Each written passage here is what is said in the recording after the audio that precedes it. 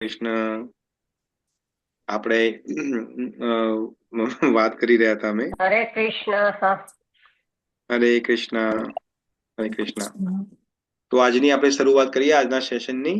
તમારા બધાનું સ્વાગત છે ભગવદ્ ગીતાના સેશનમાં. આજની શરૂઆત આપણે ભગવાનના શ્રી મંગલાચરણથી કરીશું. તો આજે કોને મંગલાચરણ કરવું છે? કરું પ્રભુજી. કરો. ઓહો, આજે તો 2-4 લોકો રેડી. અચ્છા, કોને કરવું છે ફરીથી બોલો. હું કરું. સોરી. અચ્છા, એક જણ કરો, જેને કરવું હોય. પછી કાલે પણ છે આપણો ક્લાસ. કઈ વાંધો નહીં, હું ભાવાર્થ વાંચીશ, વાંધો નહીં પ્રભુજી. હા, કરો. વાંચો. કરો. હરે કૃષ્ણ. હરે કૃષ્ણ. જય શ્રી કૃષ્ણ બધાને. જય શ્રી કૃષ્ણ. હરે કૃષ્ણ. હરે કૃષ્ણ. હરે કૃષ્ણ. હરે કૃષ્ણ. જય શ્રી કૃષ્ણ. ઓમ અજ્ઞાનતિમિરાધસ્ય જ્ઞાનાંજનશલાકયા ચક્ષુર્મિલિतं येन તસ્मै શ્રીગુરુવે નમઃ. હે કૃષ્ણ કરુણા સિંધો દીનબંધો જગત્પતે ગોપેશ ગોપિકા કાંત રાધા કાંત નમોસ્તુતે. તપ કાંચન ગૌરાંગી રાધે વૃંદાવનેશ્વરી વૃષભાનુસુતે દેવી પ્રણામી હરિપ્રિયે. વાંછાકલ્પતરુભયસ ચ કૃપા સિંધુ એવ ચ પતિતાનાં પાવનેભ્યો વૈષ્ણવેભ્યો નમો નમઃ. નમો મહાવંદનાય કૃષ્ણ પ્રેમ પ્રદાયતે કૃષ્ણાય કૃષ્ણ ચૈતન્ય નામને ગૌરતવીસે નમઃ. નમઃ ઓમ વિષ્ણુપાદાય કૃષ્ણ પૃષ્ઠાય ભૂતલે શ્રીમંતે ભક્તિ વેદાંત સ્વામીન ઇતિ નામિને નમસ્તે સારસ્વતે દેવે ગૌરવાણી પ્રચારિને નિર્વેશ શૂન્યવાદી પાશ્ચાત દેશ તારિને. જય શ્રી કૃષ્ણ ચૈતન્ય પ્રભુ નિત્યાનંદ શ્રી અદ્વૈત ગદાધર શ્રીવાસ આદિ ગૌર ભક્ત વૃંદ. હરે કૃષ્ણ કૃષ્ણ કૃષ્ણ હરે હરે હરે રામ રામ રામ હરે હરે. ઓમ નમો ભગવતે વાસુદેવાય. ઓમ નમો ભગવતે વાસુદેવાય. ઓમ નમો ભગવતે વાસુદેવાય. જય શ્રી કૃષ્ણ બધા. જય શ્રી કૃષ્ણ. જય શ્રી કૃષ્ણ. જય જય શ્રી શ્રી કૃષ્ણ. કૃષ્ણ. હરે કૃષ્ણ. હરે કૃષ્ણ. જય શ્રી કૃષ્ણ. અર્ચેષ્ટિતે માતાજી, તમે બહુ સુંદર રિસાઇટેશન કર્યું છે, પણ એક થોડું ઇમ્પ્રુવમેન્ટ છે અહીંયા, જે આપણે વારંવાર તમે કરો છો, જે મારે તમને અત્યારે મને યાદ આવ્યું તો કહું. અહીંયા જે શીલ પ્રભુપાદનો પ્રણામ મંત્ર છે, એમાં જે સેકન્ડ લાઈન છે શ્રીમતે છે, શ્રીમંતે નથી. શ્રીમતી. એનો મતલબ છે કે પૈસા વાળા, અને શ્રીમતે નો મતલબ છે કે અતિ સુંદર. શ્રીમતી. ઓકે. તો શ્રીમતે છે, શ્રીમંતે નથી. એટલો જ ખાલી ડિફરન્સ છે, પણ વેરી ગુડ, વેલ ડન. બહુ સુંદર રીતે તમે કરો છો મંગલાચરણ. So very good. થેન્ક તો યુ. હરે કૃષ્ણ ડિવોટીઝ, બધાનું સ્વાગત છે. આજે તો નેહાબેન પણ આવ્યા છે. હરે કૃષ્ણ નેહાબેન, બહુ દિવસ પછી. હરે કૃષ્ણ. હરે કૃષ્ણ. હરે કૃષ્ણ. હરે કૃષ્ણ. હરે કૃષ્ણ. હરે કૃષ્ણ ડિવોટીઝ. તો આપણે ગઈકાલે કયા શ્લોકની વાત કરી હતી? કોને યાદ છે કયા વર્ષની વાત કરી હતી? 41. Yeah. સેકન્ડ ચેપ્ટર માંથી. Yeah. 41. 41 કે 40?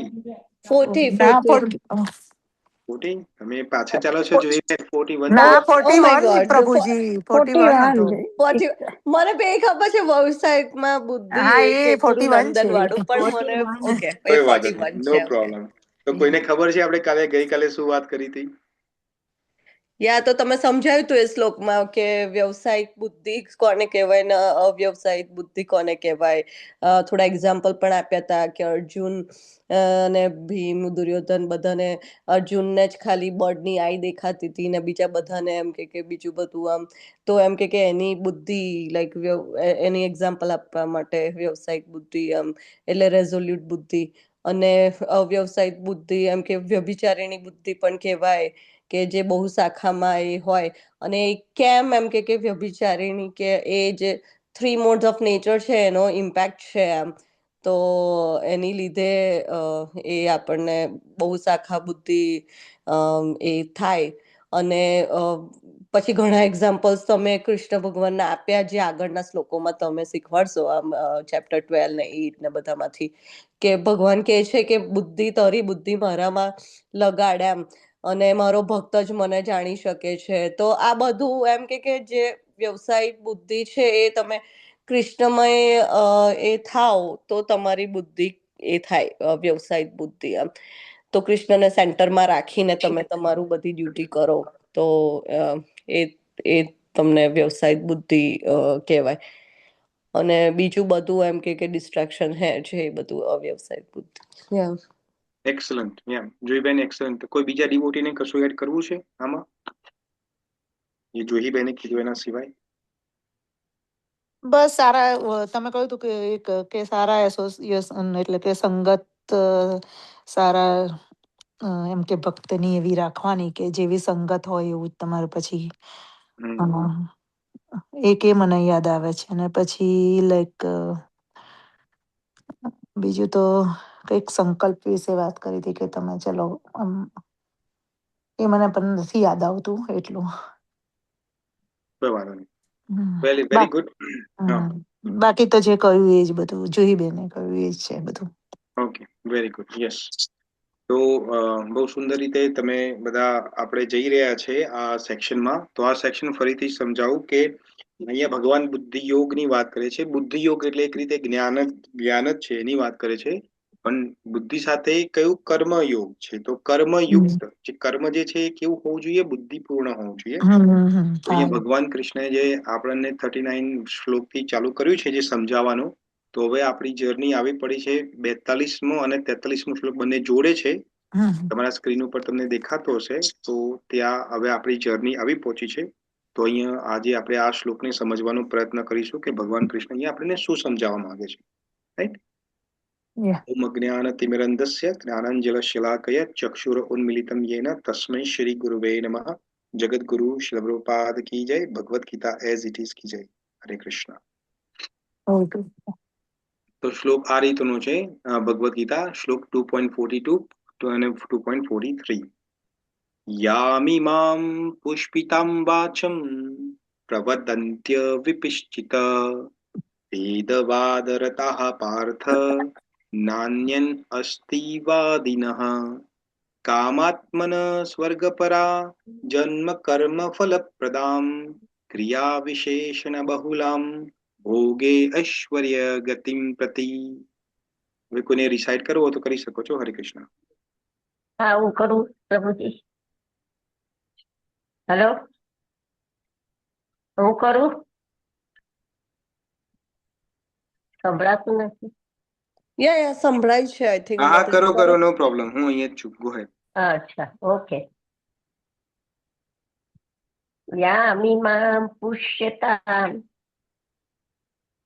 યામિમામ પુષ્પતામ વાચમ પ્રવદન્ત્ય વિપક્ષિતઃ વેદવાદરતાઃ પાર્થ નાન્યદસ્તિત પાદિની કામાત્માનઃ સ્વર્ગપરા જન્મ કર્મ ફલપ્રદામ ક્રિયા વિશેષ બહુલામ ભોગૈશ્વર્ય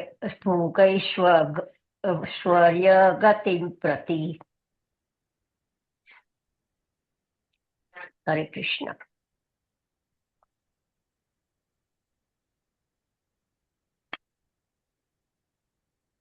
બીજા કોઈ ડિવોટીને જે રિસાઇડ કરવું છે? હું કરું પ્રભુજી? હા, કરો. હરે કૃષ્ણ. હરે કૃષ્ણ.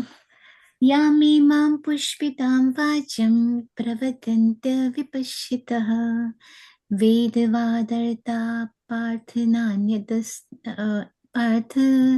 नान्यद् अस्ति वादिनः कामात्मन स्वर्गपरा जन्म कर्म फलप्रदां क्रियाविशेषबहुलां भोगैश्वर्यगतिप्रति।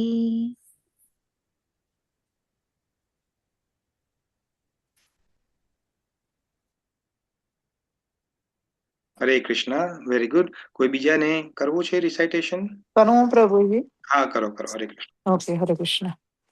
યામિમામ પુષ્પિતામ વાચમ પ્રવદત્ય વિપશ્ચિતઃ વેદવાદરતા પાર્થઃ નાન્યદસ્તિતિવાદિનઃ કામાત્માનઃ સ્વર્ગપરા જન્મ જન્મ ફલ કર્મ ફલ પ્રદામ ક્રિયા વિશેષ બહુલામ ભોગેશ ઐશ્વર્યમ ગતિમ પ્રતિ. Very good. બીજા કોઈ નહીં? લાસ્ટ. હું વાંચું પ્રભુજી? હા હા, વાંચો.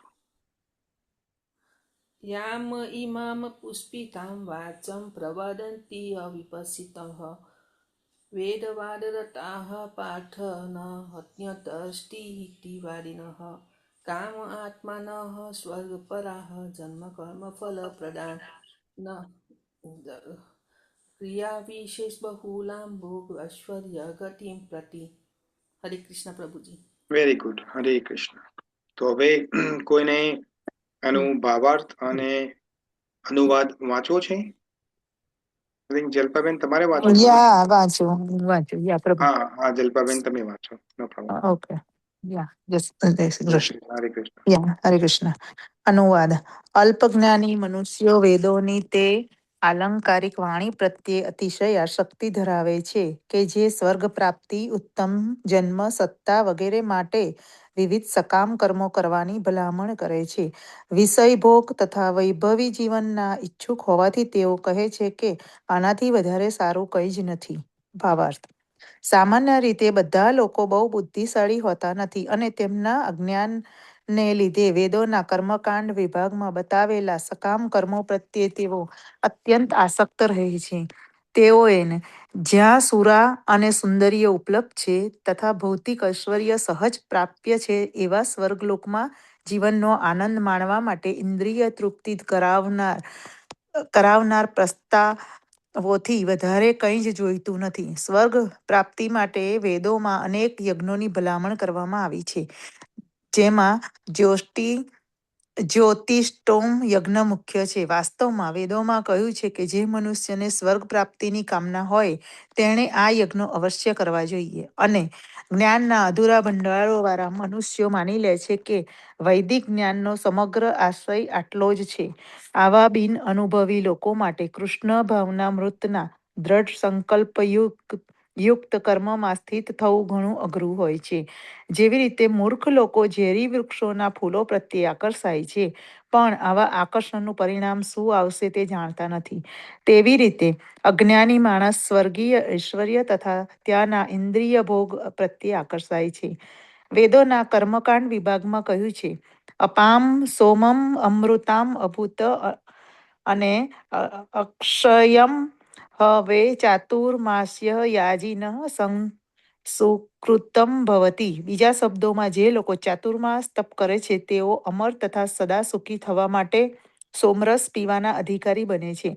આ પૃથ્વી પર પણ કેટલાક લોકો સોમરસ પામવા માટે બહુ આતુર હોય છે, જેથી તેઓ બળવાન બને અને ઇન્દ્રિય તૃપ્તિનું સુખ પ્રાપ્ત કરી શકે છે. આવા લોકોને ભૌતિક બંધનમાંથી મુક્ત થવા બાબત કોઈ શ્રદ્ધા હોતી નથી અને તેઓ વૈદિક યજ્ઞોની વૈભવી ઉત્સવોમાં વધુ આસક્ત રહે છે. તેઓ સામાન્ય રીતે વિષયી હોય છે અને જીવનમાં સ્વર્ગીય આનંદ સિવાય તેમને બીજું કંઈ જ ખપતું નથી. એમ જણાય છે કે સ્વર્ગમાં નંદનકાનન નામના અનેક ઉદ્યાનો છે, જ્યાં દૈવી અર્થાત સ્વર્ગીય સુંદર સ્ત્રીઓનો સંગ તથા પુષ્કળ માત્રામાં સોમરસ પામવાની ઉત્તમ તક મળે છે. આવું શારીરિક સુખ નિસંદેહ વિષયી હોય છે. તેથી આ લોકો એવા છે કે જેઓ ભૌતિક જગતના સ્વામી થઈને આવા ભૌતિક ક્ષણિક સુખો પ્રત્યે આસક્ત રહે છે. હરે કૃષ્ણ. હરે કૃષ્ણ. થેન્ક યુ માતાજી. તો હવે આપણે આ શ્લોકને પેલા શબ્દ સમજીએ અને પછી આપણે એને ટોટાલિટીમાં સમજવાનો પ્રયત્ન કરીએ. તો જો આ જે શબ્દ આવતા જે આ 3 જે વર્સિસ છે, શ્લોકો જે છે 42, 43, 44 અને 45, આ જે 3 છે એ ભગવાન કૃષ્ણ જે છે એ વેદ ઉપર, જે વેદ છે એની વાત કરે છે. અને વેદોમાં શું છે મેઇન વસ્તુ, તો એની પણ વાત કરે છે. અને જે બુદ્ધિ આપણી જે કઈ જગ્યા ફસાયેલી છે એની પણ વાત કરે છે. તો આ શ્લોકમાં પહેલા વેદની વાત કરશે, આવતા શ્લોકની અંદર બહુ સુંદર બીજી વાત કરશે કે કયા લોકો જે છે ભક્તિ નથી કરી શકતા. અને આગલો જે 45મો શ્લોક છે ત્યાં ભગવાન એનો નિચોડ પણ કહેશે. તો આપણે પેલા આ સમજીએ અને પછી આવતો શ્લોક એ પ્રમાણે આપણે સમજીશું. તો અહીંયા શું કહે છે ભગવાન, જુઓ, યામ ઇમામ, તો શું કે છે, આ બધા. તો આ બધા એટલે કયા? તો આગળનો શ્લોક કઈ વાત કરતા હતા? જે આપણા આના પહેલાનો શ્લોક છે કઈ વાત કરી છે? ભગવાને કઈ બુદ્ધિની વાત કરી છે? વ્યવસાયિકા વ્યવસાયિક વ્યવસાયિત્મિકા બુદ્ધિ છે ને બહુશાખા બુદ્ધિ છે, right? બહુ વ્યવસાયિક બુદ્ધિ છે ને બીજી છે અવ્યવસાયિક બુદ્ધિ. તો જે વ્યવસાયિક બુદ્ધિ જે છે, જે કૃષ્ણા કોન્શિયસનેસમાં છે, એને તો કોઈ બીજું કશું કહેવાની જરૂર જ નથી, કારણ કે એ તો પરફેક્ટ નોલેજમાં છે જ હવે. તો આ જે ભગવાન કહી રહ્યા છે, આ 4 શ્લોક છે એની અંદર ભગવાન કઈ વાત કરી છે? બહુશાખા જે બુદ્ધિ છે એની વાત કરે છે. કારણ કે આપણી બુદ્ધિ બધી જગ્યાએ પ્રસરેલી છે ને, પૈસા પણ કમાવા છે, ઘરે જોઈએ છે, પેલું એ જોઈએ છે ને આ પણ, તો એ બધાની વાત કરે. તો એને લક્ષીને આ શ્લોક ભગવાન કહે છે. તો શું કહે છે? યા ઇમામ એટલે આ બધા. શું કે છે? પુષ્પિતામ વાચમ. પુષ્પિતામ નો મતલબ છે આપણે જે પુષ્પ જે આપણે કરીએ છીએ એ, તો પુષ્પ કેવા હોય? કોમળ હોય, બહુ એટ્રેક્ટિવ હોય, રાઈટ? એટ્રેક્ટિવ હોય ને, આપણે ગુલાબ તમે જુઓ તો કેવું એટ્રેક્ટિવ છે, કમળ કેવું એટ્રેક્ટિવ છે. તો કે છે કે પુષ્પિતામ વાચમ. તો શું કે છે કે જે વાણી, કોની ફ્લાવરી લેંગ્વેજ કોની છે? તો કે છે પ્રવદંત્ય વિપિશ્ચિત. આ બે શબ્દ છે, પ્રવદંત્ય અને વિપિશ્ચિત. તો પ્રવદંત્ય નો મતલબ શું કહે છે? પ્રવદંત્ય એટલે એક રીતે કહેવું. કોણ કહે છે? જે અધૂરા જ્ઞાન વાળા છે એ લોકો કહે છે. કોની વાત કરે છે? અહીંયા ભગવાન કોની વાત કરે છે? અધૂરા જ્ઞાન વાળા લોકો કયા? કોણ? મનુષ્ય અજ્ઞાન અજ્ઞાન છે. મનુષ્ય. અનડાઉટલી વિપિશ્ચિત એનો મતલબ છે અજ્ઞાની. પણ અહીંયા ભગવાન કોની તરફ ડાયરેક્શન બતાવવા માંગે છે? આ અજ્ઞાની લોકો શાની ફ્લાવરી લેંગ્વેજ ની વાત કરે છે? કોની લેંગ્વેજ ફ્લાવરી છે? એમ મીઠું મીઠું કોણ બોલે છે? જે ભક્તિ નહીં કરે તે. જે ભક્તિ નહીં કરે તે. ઓકે, બીજા કોઈ? જે કર્મકાંડીમાં માનતા ભૌતિક હોય. જીવનમાં રચ્યા પચ્યા રહેલા હોય એ. અચ્છા, કર્મકાંડી લોકો. કર્મકાંડી લોકો. તો કર્મકાંડી લોકો. Okay, very good. યા. તો જો આપણે પહેલા પણ ડિસ્કશન કર્યું હતું કે અજ્ઞાની કોને કહેવાય? જ્ઞાની ને અજ્ઞાનીમાં ફરક છે ને. તો આપણે અજ્ઞાની કોને કીધો તો? અજ્ઞાની કોણ? જ્ઞાની કોણ છે? ચલો, જ્ઞાની કોણ છે એટલે અજ્ઞાની ખબર પડે. જ્ઞાની કોણ છે? જ્ઞાનીની ડેફિનેશન શું છે એઝ પર ભગવદ્ ગીતા? જેને સત અને અસત નો ભેદ ખબર હોય તે. Okay, very good. પછી બીજું? જે બુદ્ધિપૂર્ણ કર્મ કરે. બુદ્ધિપૂર્ણ કર્મ કરે. એને હું અડધો માર્ક્સ આપીશ, નોટ ફૂલ માર્ક. જે ધર્મનું પાલન કરે. ના, ધર્મનું પાલન નહીં. જે નિષ્કામ કર્મ કરે તે. ના, એને જ્ઞાની નથી કહેવાતો. જ્ઞાની એટલે આ બધામાં અડધો માર્ક તમને મળે, પણ ફૂલ માર્ક નથી મળે હજુ. સત અને અસત ને સમજે. પછી બીજું? સમજી વિચારીને ધર્મને જાણનારો. સમજી ધર્મને જાણનારો વિચારીને જ્ઞાની કરે, નથી. સમજી હં? વિચારીને કરે અને કર્મના ફળનું આશા ના રાખે. ના. જેને આત્માનું કામ જ્ઞાન હોય. આત્મા ને પરમાત્માનું. હા, એ આવી ગયું કે ઓકે, સત અને અસત. અસતમાં. સત અને અસત. કૃષ્ણને પૂર્ણ પુરુષોત્તમ માને, પરમેશ્વર. ચલો, હવે આને હું 75 માર્ક આપે, પણ બરોબર છે. ઈશ્વર કોણ અને છે? હા, કંટ્રોલર. હુ ઇઝ ધ બીજા કંટ્રોલર? દેવતાઓને ખાલી એ માન આપે, પણ કૃષ્ણ. નોટ કૃષ્ણ જ સંપૂર્ણ છે. કૃષ્ણ. તો જ્ઞાની કોણ છે? તો એ સમજે કે ભાઈ who is the controller and who is the supreme controller. કારણ કે કંટ્રોલર તો ઘણા બધા છે. Yeah. કંટ્રોલર તમે પણ કંટ્રોલર છો તમારી લાઈફના. તમને પણ ભગવાન એટલી કંટ્રોલની શક્તિ આપી છે કે તમે એક લિમિટેડ સ્પેસમાં રહીને પોતાની લાઈફને કંટ્રોલ કરી શકો છો, રાઈટ? Yeah. તમે પણ કંટ્રોલર છો તો તમે પણ ઈશ્વર છો. એક રીતે જોવા જઈએ તો તમે તમારા લાઈફના લિટલ કંટ્રોલર છો તો તમે ઈશ્વર કહો, પણ નોટ એક્ઝેક્ટલી. પછી દેવી દેવતા પણ કંટ્રોલર છે, ઘણી બધી આ બધી ફોર્સીસને કંટ્રોલ કરે છે. પછી એના ઉપર ઉમાપતિ, મહાદેવ, ભોલેનાથ, શિવ છે, એ બધા દેવી દેવતાના કંટ્રોલર છે. અરે મહા ઈશ્વર જે છે, પરમ ઈશ્વર, એ તો કૃષ્ણ છે, એ બધાના કંટ્રોલર છે. તો જે કંટ્રોલર કોણ છે ને, કંટ્રોલર કોણ છે અને પરમ કંટ્રોલર કોણ છે, એટલે પરમ ઈશ્વર કોણ છે, એનું જે જ્ઞાન ધરાવે છે એને પણ જ્ઞાની કહેવાય છે. તો જ્ઞાનીનો મતલબ શું છે? કે સત અને અસતનો ભેદ જાણે છે, અને ભેદ જાણ્યા પછી એ પ્રમાણે કર્મ કરે છે. પ્લસ જે કંટ્રોલર જે છે, તો સુપ્રીમ કંટ્રોલર, એને ઓળખે છે કે ભાઈ આ બધું કંટ્રોલ કોણ કરે છે, સુપ્રીમ, તો એ છે કૃષ્ણ. તો એને જ્ઞાની કહેવાય. તો અહીંયા કોની વાત કરે છે? તો અહીંયા એવું કે છે કે યામ ઈમામ પુષ્પિતામ વાચમ પ્રબદંત્ય વિપશ્યિતઃ. તો એવું કે છે કે જે અજ્ઞાની માણસો છે, મૂર્ખા માણસો છે, એ કોની વાતોમાં આવી જાય છે? તો કે છે કે વેદવાદરતાહ, જે વેદોની જે અનુયાયીઓ છે, જે વેદોના ફોલોવર છે, જે વેદોને જ માને, કે બધા ઘણા બધા તમે બ્રાહ્મણો ને બધા જોઈએ કે વેદ ઇઝ ધ સુપ્રીમ, કે છે ને વેદ ઇઝ ધ સુપ્રીમ, વેદમાં લખ્યું છે આવું બધું કરવાનું, વેદ ઇઝ ધ સુપ્રીમ. તો અહીંયા કે છે કે જે વેદોની ફ્લાવરી લેંગ્વેજમાં આવી જાય છે. પાર્થ એટલે અર્જુનને કહે છે, નાન્યદ અસ્તિત્વાદિનઃ.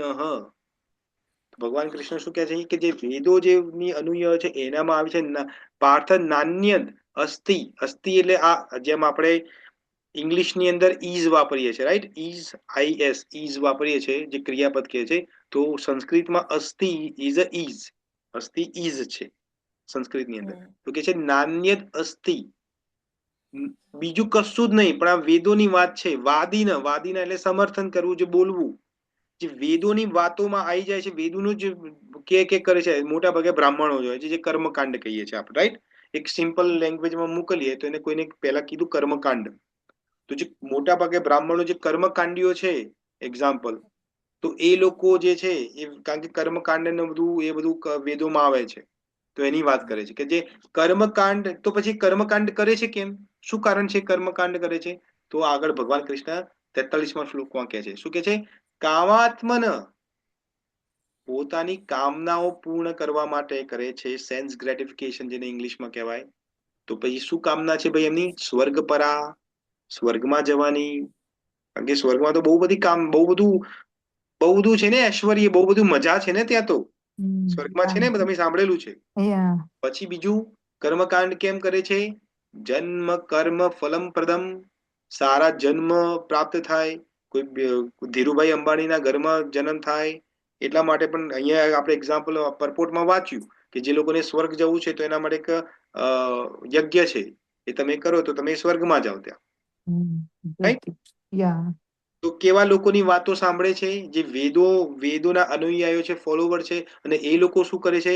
કામાત્મ, પોતાની આત્મા એટલે પોતાના સેન્સ ગ્રેટિફિકેશનને સંપૂર્ણ કરવા માટે, સ્વર્ગમાં જવા માટે, સારો જન્મ પ્રાપ્ત કરવા માટે. પછી કહે છે ક્રિયા વિશેષણ બહુલા. ક્રિયા વિશેષણ બહુલાનો મતલબ છે, બહુલા એટલે ડિફરન્ટ વેરાયટીઝ છે. વિશેષણ એટલે આપણે કેમ બહુ વિશેષ છે એવું. ક્રિયા ડિફરન્ટ ટાઈપની, એને ગુજરાતીમાં આપણે મૂકીએ ક્રિયા વિશેષણ બહુલા, તો એનું ગુજરાતી આપણે કરીએ સ્પષ્ટ, એને કઈ રીતે મૂકવું હું? વિશેષણ એટલે વેરાયટી. સમજી ગયા તમે? હા, એ બહુ જુદી જુદી પ્રકાર, ડિફરન્ટ ટાઈપની વેરાયટીઝ જ્યાં હોય. કારણ કે ભોગમાં તમને વેરાયટી જોઈએ. રોજ તમને ખીચડી ખવડાવે તો ના મજા આવે, રાઈટ? ના મજા આવે ને, એમાં વેરાયટીઝ જોઈએ ને તમને. હા, અને પછી કે ભોગે ઐશ્વર્ય ગતિમ પ્રતિ. પ્રતિનો મતલબ છે એની તરફ જવું. કેવું? ભોગે ઐશ્વર્યમ, ભોગો જ્યાં બહુ બધા ઐશ્વર્યપૂર્ણ જે છે એ બાજુ જે ગતિ કરે છે, એવા લોકો, જે કર્મકાંડી બ્રાહ્મણો જે છે, કે બ્રાહ્મણો એકલા નથી, આજકાલ તો કર્મકાંડ ઘણા બધા લોકો કરે છે. તો કર્મકાંડી લોકો છે, જે વેદોની વાતોમાં આવી જાય છે, એ લોકોની વાત કરે છે. તો કે એ લોકોની વાતમાં તું આવી ના જતો અર્જુન. હવે અર્જુન તો ભાઈ મિડલ ઓફ ધ યુદ્ધમાં છે એ થોડો કર્મકાંડ કરવાનો એ આપણા માટે કે છે કૃષ્ણ ભગવાન. પાછું તમે એવું કહે છો કે ભાઈ આ તો અર્જુનને કેમ આવું ભગવાન કૃષ્ણ કહે છે? કારણ કે ભગવાનને ખબર છે અર્જુનને આની જરૂર નથી, પણ આપણે થોડા જેમ કલયુગ આવશે તો થોડા ડાયા થઈશું ને આપણે, તો આપણા ડાપણ માટે કે છે અહીંયા ભગવાન કૃષ્ણ. તો આગળ એક શ્લોક આવશે, આગળ આપણે સમજાવીશું. 15મા ચેપ્ટરમાં એક શ્લોક આવે છે, ત્યાં ભગવાન કૃષ્ણ કહે છે કે વેદોની અંદર બધું લખ્યું છે, પણ વેદોની અંદર જાણવા યુક્ત કોણ છે? તો હું છું. 15મા ચેપ્ટરનો 15મો શ્લોક તમે જોશો તમારી ભગવદ્ ગીતાની અંદર, તો ત્યાં કે છે સર્વસ્ય ચાહમ હૃદય સન્મિષ્ઠો મત્તઃ સ્મૃતિ જ્ઞાનમ અપોહમ ચ વેદેશ્ચ સર્વ અહમ વેદ્યો વેદાંકૃત વેદ વિધિ એવમ ચાહમ. તો વેદોની અંદર આ મેં જ વેદ ક્રિએટ કર્યા છે. ભગવાન કહે છે મેં જ કમ્પાઇલ કર્યા છે વેદ, મારાથી જ વેદ ઉત્પન્ન થયા છે. પણ આ વેદોમાં જાણવા લાયક કોણ છે? હું કૃષ્ણ. પણ આપણે વેદોની આજે જે બીજી બધી છે એમાં લાગી ગયા હોય છે. તો હવે આપણે સમજીએ કે વેદોમાં એવું શું છે. તો પહેલા તો સમજીએ વેદ શું છે. કોઈ કહેશે કેટલા પ્રકારના વેદો છે આપણા ત્યાં, ને કેટલા વેદો છે આપણા? 4 વેદ, ઋગ્વેદ, ચાર વેદ સામવેદ, છે. યજુર્વેદ, યજુર્વેદ. વેદ, Samaveda, Yajurveda. Very good. Yeah બધાને ખબર છે એમ તો. Yeah okay, very good. તો આ વેદમાં શું છે? કોઈને વાંચેલા છે વેદ અહીંયા? નથી વાંચે કોઈને? નથી વાંચે. કોઈ વાત નહીં, બહુ કોમ્પ્લિકેટેડ છે, આપણે વાંચવાની જરૂર નથી. વેદોનું બધું જ્ઞાન આમાં આવી ગયું છે, એટલે આપણે વાંચવાની જરૂર નથી. પણ થોડું સમજ માટે, તમને સમજાવવા માટે, તો વેદોના 4 ડિવિઝન છે. 4 વેદ છે, એમ 4 ડિવિઝન છે. તો એક છે સંહિતા, જેને કહેવાય છે સંહિતા, જેની અંદર રિચાઉસ છે બધી. સંહિતાનો મંત્ર છે મંત્ર કલેક્શન્સ. તો જેટલા પણ મંત્રો તમને દેખાય છે, બધા મંત્રો ક્યાંથી ઉત્પન્ન થયા છે? વેદમાંથી, રાઈટ. પછી બીજું શું છે? બ્રહ્મણ. તો એને કહેવાય કે એક્સપ્લેનેટરી સેક્શન. તો આ સેક્શનની અંદર કર્મકાંડ છે. કયો યજ્ઞ કરવાથી શું પ્રાપ્ત થાય? તમારે ધન પ્રાપ્ત કરવી હોય તો આ યજ્ઞ કરો. તમારે સારું હેલ્થ પ્રાપ્ત કરવી હોય તો આ યજ્ઞ કરો. જેમ અહીંયા આપણે જોયું ને કે ઇન્દ્ર સ્વર્ગલોકમાં જવું હોય તો આ યજ્ઞ કરો. તો એ યજ્ઞની જે રિચ્યુઅલ્સ બધા છે એ પણ વેદોની અંદર ડિસ્ક્રાઇબ કરવામાં આવે છે. પછી એક સેક્શન એનું આવે છે આરણ્યક. આરણ્યકનો મતલબ છે કે એની અંદર ફિલોસોફિકલ ઇન્ટરપ્રિટેશન છે. કેમ? કારણ કે નોર્મલી જે વાણપ્રસ્થ બધા જે થાય તો એ લોકો કોને મળે? તો આ ઋષિ મુનિઓને મળે. તો એ ઋષિ મુનિઓનું જે ટીચિંગ્સ છે આરણ્યક એની અંદર છે. અને ચોથું જે ઇમ્પોર્ટન્ટ જે છે એ છે ઉપનિષદ. ઉપનિષદ એટલે અલ્ટિમેટ રિયાલિટી છે, અલ્ટિમેટ નોલેજ. ગીતાને પણ ગીતો ઉપનિષદ કહે છે. જો ગીતાને વેદ નથી કહેતા, ગીતો ઉપનિષદ કહે છે. તો ફરક શું છે? આ પુરાણ છે, વેદ છે, ઉપનિષદ છે, ને બીજું ત્રીજું ઘણું સંહિતા છે, ને બધું આટલું બધું ઢગલો છે આપણા વેદિક કલ્ચરમાં. તો આમાં ફરક શું છે? આ બધામાં તો ફરક છે. તમે નોર્મલ સંહિતા જોશો ને તેમાં મંત્ર ઉચ્ચાર બધા ડિફરન્ટ મંત્રો લખ્યા છે. 7 લાખ જેટલા મંત્રો છે એની અંદર, રાઈટ. જુદી જુદી સંહિતાઓ છે, એટલે એક જ નથી, પણ નોર્મલી સંહિતા તમે ભેગી કરો તો એમાં એ બધું છે. પણ આમાંથી સૌથી ઉત્તમ શું છે? તો ઉપનિષદ છે. તો પેલા ઉપનિષદ કેમ સૌથી ઉત્તમ છે? તો કે છે ઉપનિષદ એટલા માટે ઉત્તમ છે કારણ કે જો આ વેદોની અંદર બે પ્રકાર છે, એને 2 પ્રકારમાં ડિવાઈડ કરીએ મોટા મોટા બ્રોડ કેટેગરીમાં. તો એક કેટેગરી છે કર્મકાંડ. હવે તમે કર્મકાંડ શું છે તમને બધા હવે ખબર છે, રાઈટ. ને એક બીજું છે જ્ઞાનકાંડ. જ્ઞાન, ધ અલ્ટિમેટ નોલેજ, રિયાલિટી. તો એક બાજુ કર્મકાંડ છે, એક બાજુ જ્ઞાનકાંડ છે. તો મોટા ભાગના લોકો છે કર્મકાંડમાં ફસાઈ જાય છે. વેદોના જે અધ્યયન કરતા હોય છે પૂર્વના યુગોમાં, તે ત્યાં ફસાઈ જાય છે. પણ એક બીજું એનો જે નોલેજ, જે બીજો સેક્શન છે એ નોલેજ છે જ્ઞાનકાંડ. તો જ્ઞાનકાંડ છે એ જ્ઞાનકાંડ શાનાથી બનેલો છે? ઉપનિષદથી બનેલો છે. તો પેલા ઉપનિષદ એટલે શું? તો ઉપનિષદનું ડેફિનેશન કરો તો ઉપયુક્ત નિષદ. ઉપ એટલે નજીક રહેવું, નજીક. નિષદ એટલે વાર્તાઓ, ડિસ્કોર્સ. એ આપણે ડિસ્કોર્સ જે અત્યારે કરી રહ્યા છે, કોઈના નજીક બેસીને કે નજીક રહીને કોઈ વાર્તા કરે એને ઉપનિષદ કહેવાય. તો આપણે ઘણી બધી ઉપનિષદ 108 તો મિનિમમ છે, એનાથી પણ વધુ છે, પણ 108 આપણને ખબર છે. તો ઉપનિષદની અંદર શું થાય છે કે એક કોઈ પર્ટિક્યુલર ઋષિ કે કોઈ પર્ટિક્યુલર ઇન્ટેલેક્ટ બ્રહ્માજી જેમ થઈ ગયા, એની સાથે કોઈનું ડિસ્કશન થાય છે. જેમ કે નારદજીનું ડિસ્કશન બ્રહ્માજી જોડે થાય છે. તો નારદજી એમના લોકમાં આવે, બ્રહ્મલોકમાં, નારાયણ નારાયણ કરતા, રાઈટ? અને જઈને પૂછે બ્રહ્માજીને, હે પરમપિતા, તમે તો બહુ દયાળુ છો, તમારો તો 4 માથાઓ છે, 4 ખોપડીઓ છે તમારામાં, તમે તો બહુ હોશિયાર છો, તમે તો પીએચડી જેવી કેટલા બધા કોર્સિસ તમારાથી નીકળેલા છે, તો ભાઈ આટલું બધું તમે ભણેલા છો, તમે બધા વેદોને સમજો છો, સમજી ગયા છો, જેને આપણે ગુજરાતીમાં કહીએ બધા વેદ ચાટી લીધા છે, એ બધું જ નોલેજ છે તમારી અંદર. તો હવે મને વેદમાંથી તમે જણાવો કે કલયુગ આવી રહ્યો છે ધરતી લોક ઉપર, તો કલયુગની અંદર આ બધા જે જીવો, પાપી જીવો છે, એનો ઉદ્ધાર કઈ રીતે થશે? તો પછી બ્રહ્માજી કે છે, બ્રહ્માજી બોલશે, બ્રહ્મા ઉવાચ, બ્રહ્મા કે છે કે બેટા નારદ, બહુ સારો ક્વેશ્ચન પૂછ્યો છે તે. હવે હું તને જણાવું, જો બહુ શાંતિથી કેરફુલી સમજી લે. કોઈ તારા વેદ જોડે જવાનું નથી, કશું જ કરવાની જરૂર નથી, કોઈ યજ્ઞ, હવન, દાન, તપ કશું જ કરવાની જરૂર નથી, યમ, નિયમ, પ્રાણાયામ બધું, આ બધું કશું જ કરવાની નથી જરૂર. કેમ? કારણ કે કલયુગમાં આ બધું પોસિબલ પણ નથી. કેમ પોસિબલ નથી ભઈલા? તો જુઓ, તમે અહીંયા હરે કૃષ્ણનો મંત્ર કરવા બેઠા હોય, 2 કલાક એક જ જગ્યા ઉપર બેસી રહો છો, પગમાં ખાલી ચડી જાય, 10 મિનિટ થાય ખાલી ચડી જાય, આપણે નથી કરી શકતા. આ પગ ઊંચો કરવો પડે, આ બાજુ ઊંચું કરવું પડે, રાઈટ? તો એ તો પોસિબલ જ નથી બધા નિયમો ફોલો કરવા. પછી યજ્ઞની વાત કરીએ તો યજ્ઞની અંદર આજકાલ તો ભાઈ ઘી જ શુદ્ધ નહીં આવતું. કે છે 100% દેશી ગાયનું ઘી, પણ એમાં જામ ખંભાળિયાનું બીજું ડાલડા ઘી મળેલું હોય. અત્યારે આપણે ઇન્ડિયામાં તો આ જ થાય છે ને બધું. તમને બધાને જોયેલું હશે. હમણાં તિરુપતિનું કેસ આવ્યો હતો, એટલે જે લાડવા હતા એની અંદર ચરબી હતી. આપણે ખબર છે, બધું પેપરોમાં વાંચીએ જ છે, રાઈટ? યા હાઈતું. હા. તો શુદ્ધ કશું નથી. તો જ્યારે શુદ્ધ નથી, પ્લસ શુદ્ધતા તો છે જ નહીં, કોઈ પણ આપણે જે પણ વસ્તુઓ લાવીએ એમાં શુદ્ધતા નથી, પ્લસ જે બ્રાહ્મણ તમે બોલાવો છો એ પણ શુદ્ધ નથી. પોતે માવો ખાતો હોય, કાચો 35નો મસાલો, પોતે પેલું શું કરતો હોય, હવન કરતો હોય, સ્મોક કરતા હોય. હા. હવે આવા જે બ્રાહ્મણનો હોય એનું તમારે ક્યાં સુધી પહોંચવાનું છે? તમને કશું મળવાનું છે? ના. પોતે શુદ્ધ નથી. સમજ્યા તમે? તો એટલા માટે કલયુગની અંદર, કારણ કે એટલી બધી સુચિતા તો છે જ નહીં. સુચિતા એટલે પવિત્રતા તો ક્યાંય છે જ નહીં, આપણે બધાને ખબર છે.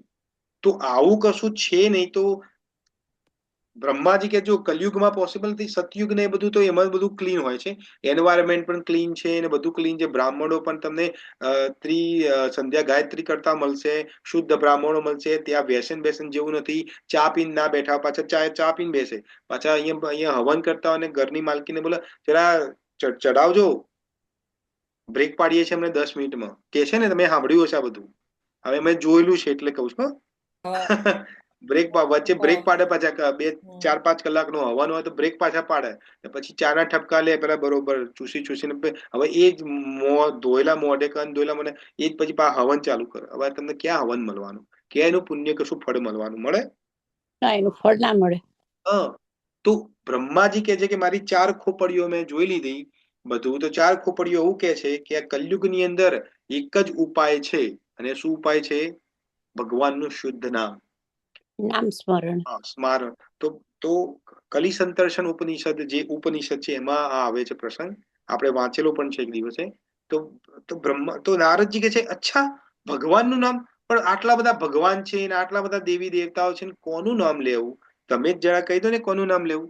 તો એવું નથી કેતા બીજું ત્રીજું કે ઓમ નમઃ શિવાય કરો, કે ઓમ એમ રીમ ક્લીમ ચામુંડાય વિચ્છે નમઃ કરે છે ને આ લોકો બધા.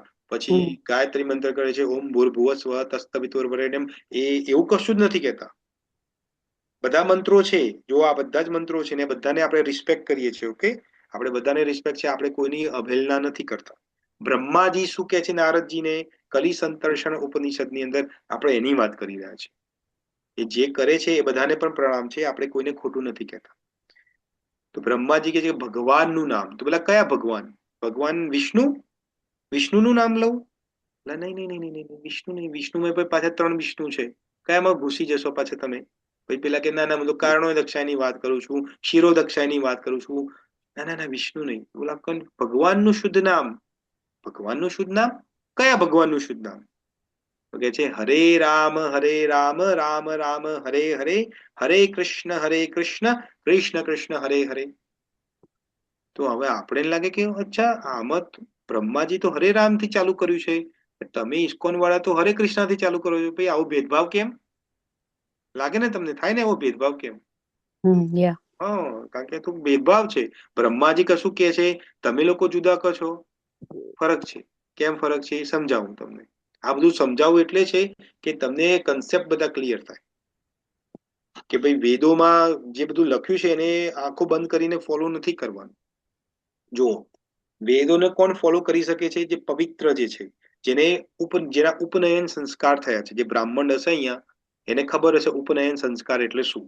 10-11 વર્ષની ઉંમરે કે 5-6 વર્ષની ઉંમર, જે પણ ઉંમરે થતું હોય, એના છોકરાને મુંડન કરાવે, પછી એને ગાયત્રી દીક્ષા આપે, એને જનોઈ પહેરાવે, અને હા, અને જે બ્રાહ્મણ હોય યજ્ઞોપવિત. યજ્ઞ, હા, એને ઉપનયન સંસ્કાર, યજ્ઞોપવિત. તો એના કાનમાં ગાયત્રી મંત્રની દીક્ષા આપે, રાઈટ? એને ઉપનયન સંસ્કાર કહેવાય. તો જેનો ઉપનયન સંસ્કાર થાય એટલે જેને જનોઈ હોય છે એ ત્રિસંધ્યા ગાયત્રી કરતો હોવો જોઈએ. ત્યારે ત્રિસંધ્યા ગાયત્રી કરે તો શુદ્ધ કહેવાય એને. ત્યારે એ જે છે એ વેદોને ભણવા માટે યોગ્ય છે, એ વેદોને સમજવા માટે યોગ્ય છે. તો આજકાલ જે 21st સેન્ચુરી આપણી છે એમાં કે ભાઈ આ તો તમે અન્યાય કરો છો, તમે બધી બીજા જે શુદ્રો છે એના ઉપર તો અત્યાચાર છે, આ તો બ્રાહ્મણવાદી વાત કરો છો તમે. ભાઈ એવું નથી.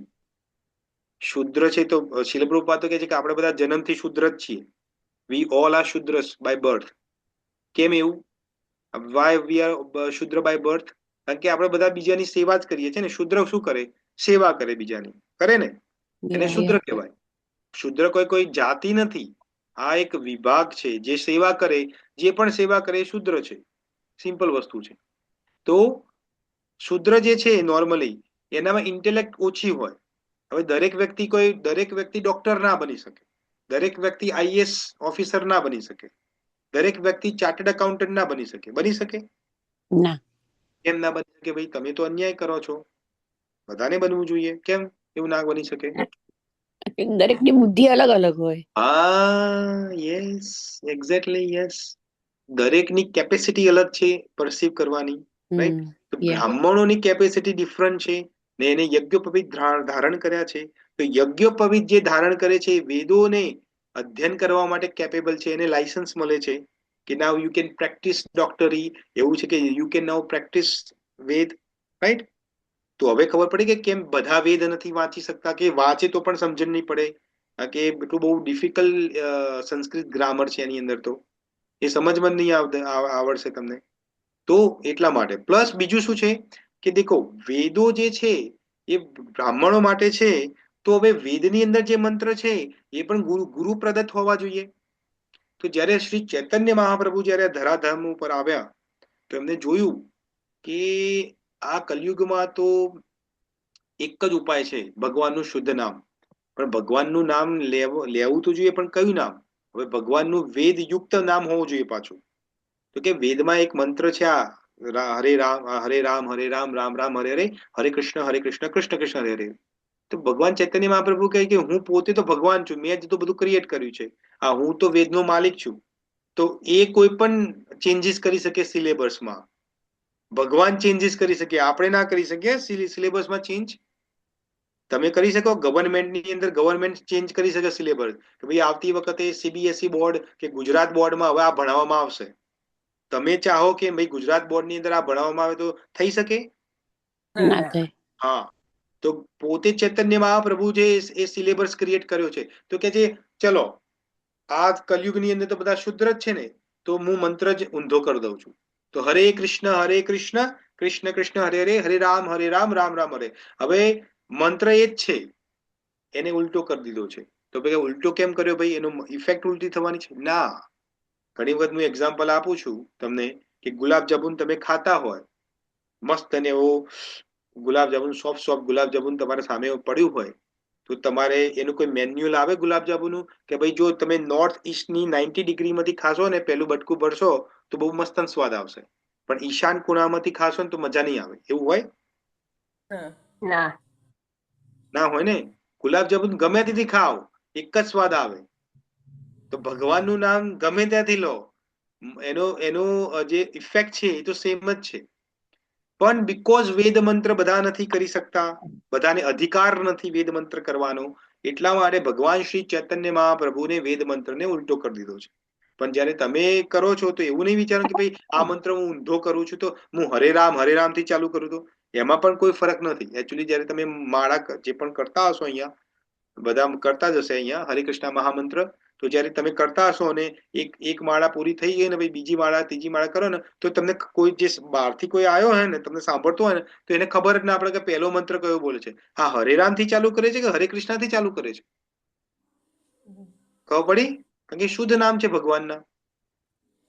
તો આપણે અહીંયા એટલા માટે તમને આપણે ડિટેલમાં બધી વાત કરી કે આપણને ખબર પડે કે આ વેદની વાત માનવાની છે, પણ કેટલી માનવાની છે, કઈ હદ ઊંધી માનવાની છે.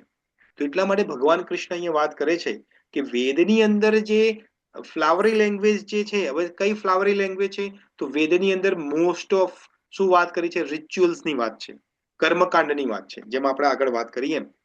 તો હવે વાત થાય કે ઓકે, પણ કે ભગવાને જે બધા વેદ ક્રિએટ કર્યા છે તો કર્મકાંડ ભગવાને કેમ નાખ્યું અંદર? ના નાખ્યું તો ના ચાલે. તો આપણે અહીંયા થોડું ડિસ્કશન ઓપન કરીએ. બધા જવાબ આપો તમે એક પછી એક. ચલો તમે જવાબ આપો. ભગવાને આ વેદોની અંદર કર્મકાંડ ને બધું કેમ નાખ્યું? શું રીઝન છે? હરે કૃષ્ણ. કેમ કે અહીંયા આગળ મટીરિયલ વર્લ્ડમાં લાઈક ડિફરન્ટ ઇન્ટેલિજન્સ ના લેવલ છે, તો લાઈક બધાને લાઈક સેમ થિંગ કેટર ના કરે એમ. તો જેમ જેમ લાઈક વેદાસ માં તમે થોડું એન્જોયમેન્ટ ના તે મટીરિયલી કેવી રીતે ગેઇન કરવાનું બધું નોલેજ છે, તો ધીરે ધીરે જે લોઅર ટેસ્ટના લોકો હોય ત્યાંથી સ્ટાર્ટ કરે ને પછી ધીરે ધીરે લોકો હાયર ટેસ્ટમાં જઈ શકે આમ. તો એનું step wise up. Very good. Okay, બીજા કોઈ? આપણા કર્મો અનુસાર કર્મ આપણે કર્યા હોય એ પ્રમાણે પછી આપણે જન્મ મળે. ના ના ના, આપણે એની ક્વેશ્ચન એ નથી. ક્વેશ્ચન તમે સમજ્યા ને? ક્વેશ્ચન એ છે કે વેદની અંદર ભગવાને કર્મકાંડ શું કામ નાખ્યું? તમને ખબર છે કે કર્મકાંડ એ ફ્લાવરી લેંગ્વેજ છે, તો શું કામ નાખ્યું એની અંદર? કર્મકાંડ એ પ્રાથમિક શરૂઆત છે. એટલે કર્મકાંડ કરવાથી આપણને આગળ એનું મહત્વ ખબર પડે. Okay, very good. યા તો વેરી ગુડ. યા તો નોર્મલી જેમ કોઈ કહે કે ભાઈ હવે જેને ડોક્ટર બનવું છે કે ભાઈ સીધો ડોક્ટરીનો કોર્સ મૂકો ને, આ પહેલું બીજું ધોરણ કરવાની ક્યાં જરૂર છે? 10મું કરો, પછી સાયન્સ લો, પછી 12મું કરો, એમાં અમુક ટકા આવે તમારે, પછી એમાં તમારે પ્રી મેડિકલ એક્ઝામ આપવી પડે, બધું કેટલું બધું કરવું પડે, પછી તો એડમિશન મળે છે. આ બધું કરવાની ક્યાં જરૂર છે? સીધા સીધા કોર્સ મૂકી દો ને, ડોક્ટર કરવું એ ડોક્ટરના યુનિવર્સિટીમાં જાય, એ એન્જિનિયર કરવું ત્યાં જાય, અકાઉન્ટન્ટ કરવું તો આ બાજુ જાય. કેમ ભાઈ? કારણ કે જો બેઝિક નોલેજ જ નથી જેને, તો એ ડોક્ટરી કઈ રીતે બની શકશે? રાઈટ?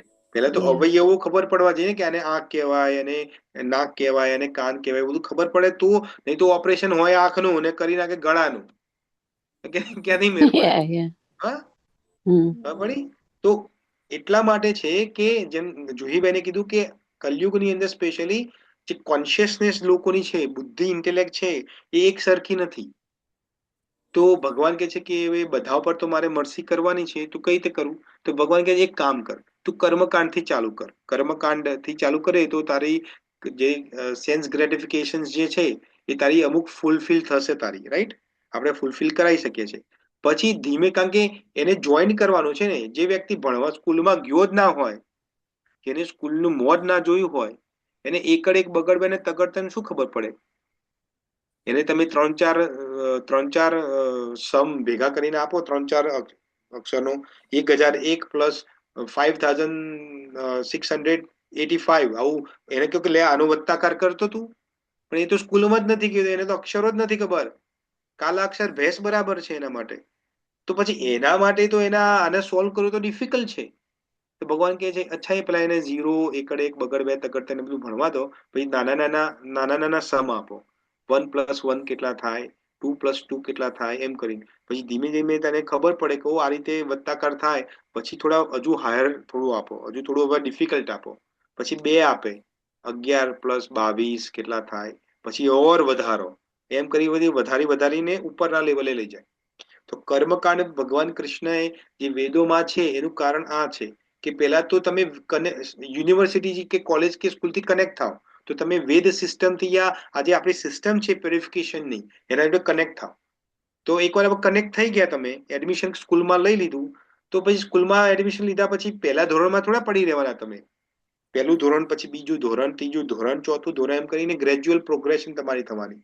તો જે કર્મકાંડમાં છે, તો જે કર્મકાંડી જે લોકો છે એ ધીમે ધીમે શું કરશે, એને ખબર પડે કે ભાઈ હું આ કરું છું, ઓમ આયામ સમર્પયામી, ઓમ ઢેગણા સમર્પયામી. એટલે સમર્પયામી સમર્પયામી કરું છું, કોને સમર્પયામી કરું છું? સમર્પયાની મતલબ છે કે ઓફર કરવું, રાઈટ? એટલે ઓ, યા તો ભગવાનને હું ઓફર કરું છું. અચ્છા, તો હું ભગવાનને કેમ ઓફર કરું છું? તમે જોયું હશે, પૂજા થતી હશે ને, તો યા યા તમારા ઘરમાં પૂજા થતી હશે, તો બ્રાહ્મણ આવશે ને પછી બ્રાહ્મણ બધા જે ઘરના બધા બેઠા હશે, તો બ્રાહ્મણ પહેલા તો આચમન કરાવશે કે ભાઈ આચમન એકવાર લો, ઓમ વિષ્ણવે નમઃ, ઓમ કૃષ્ણાય નમઃ, ઓમ માધવાય નમઃ, ઓમ કેશવાય નમઃ, એમ કરીને કરાવશે. પછી હાથમાં નરાસડી બાંધશે અને પછી કે છે હવે તમે હાથમાં જલ પકડો, સંકલ્પ લો. સંકલ્પ કરાશે ભાઈ કે પાણી છોડી દો. તમે આ બધું જોયું હશે, રાઈટ? પછી પાછું યા બીજું યા સંકલ્પ કરાવે ભાઈ કે ઓમ પુષ્પમ સમર્પયામી, પછી આપણે તમે કરશો. હા, બધું કરતા હશે. તો કહેવાનો મતલબ છે કે આ કરવાથી ગ્રેજ્યુઅલી શું થાય છે, એ જે બ્રાહ્મણ જે છે કે જે હોસ્ટ જે છે એને ખબર પડે કે હું ઓફર સમર્પયામી કરું છું, તો કોને સમર્પયામી કરું છું? પેલા ભગવાનને કરું છું. ઓ, તો ભગવાનને સમર્પયામી કરું, તો હવે જ્ઞાન એનામાં ઉત્પન્ન થયું. જેને કે છે ને વેદાંત સૂત્રની અંદર કે છે અહતો બ્રહ્મ જિજ્ઞાસા, બ્રહ્મની જિજ્ઞાસા કરવી એ જ શરૂઆત છે. તો એને કે ઓછા ભગવાન છે, તો ભગવાન છે કોણ? આ ભગવાન કેમ બધું આપે છે? તો ત્યાંથી જ્ઞાન કાંડ શરૂ થાય છે, ત્યાંથી જ્ઞાન તમારું ચાલુ થાય છે. તો પછી એને ખબર પડે કે આ બધા જે મટીરિયલ બેનિફિટ્સ જે મને બધા મળે છે એ બધા આપનારો કોઈ બીજો છે. તો પછી એને ખબર પડે કે અચ્છા, આ દેવી દેવતાઓ આપે છે બધું મને. પછી કે આ દેવી દેવતા આપે છે, પછી થોડું થોડું એને ખબર પડે કે ભાઈ આ સૂર્યનારાયણ ભગવાન છે કે આ છે તે છે. પછી એના જોડે કનેક્ટ થાય, પછી એને ખબર પડે કે આ દેવી દેવતાઓ પણ જે મને આપે છે એ ક્યાંથી લાવે છે? મારા જોડે પૈસા હોય તો હું બીજાને પૈસા આપું ને દાનમાં. મારા જોડે હોય જ નહીં તો હું ક્યાંથી બીજાને આપી શકું? તો ખબર પડે ઓ, આ દેવી દેવતા અલ્ટિમેટ નથી, આ દેવી દેવતાનો પણ કોઈ બોસ છે. તો એમ કરીને બોસથી બોસના જોડે પહોંચે કે આ પ્રકૃતિ લાવે છે. ઓ પ્રકૃતિ, okay okay, very good very good. પ્રકૃતિ આવી ક્યાંથી?